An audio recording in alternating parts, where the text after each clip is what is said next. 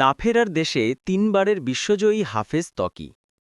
Dengue জ্বরে আক্রান্ত হয়ে ইন্তেকাল করেছেন তিনবারের আন্তর্জাতিক কোরআন প্রতিযোগিতায় বিজয়ী হাফেজ সাইফুর রহমান ত্বকী। ইন্না লিল্লাহি ওয়া ইন্না ইলাইহি রাজিউন।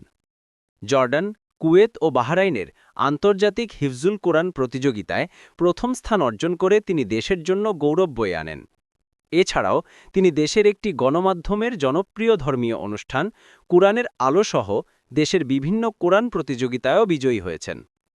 আজ মঙ্গলবার ২৮ অক্টোবর সকালে রাজধানীর মুগদা মেডিকেল কলেজ হাসপাতালে লাইফ সাপোর্টে থাকা অবস্থায় তিনি শেষ নিঃশ্বাস ত্যাগ করেন।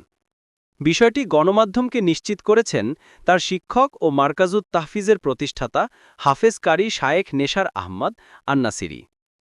হাফেজ ত্বকী মার্কাজুত তাহফিজ থেকে হিফজ সম্পন্ন করেন এবং এই প্রতিষ্ঠান থেকেই একাধিকবার জাতীয় কুরআন প্রতিযোগিতায় চ্যাম্পিয়ন হন। পরবর্তী সময়ে তিনি নারায়ণগঞ্জের একটি মাদ্রাসায় কিতাব বিভাগে অধ্যয়নরত ছিলেন।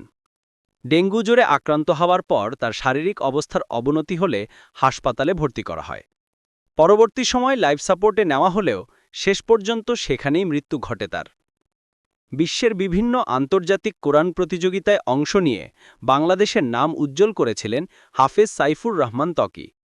২০১৭ সালে জর্ডানে অনুষ্ঠিত আন্তর্জাতিক হিফজুল কোরআন প্রতিযোগিতায় ৬২টি দেশের প্রতিযোগীদের পেছনে ফেলে প্রথম স্থান অর্জন করেন তিনি।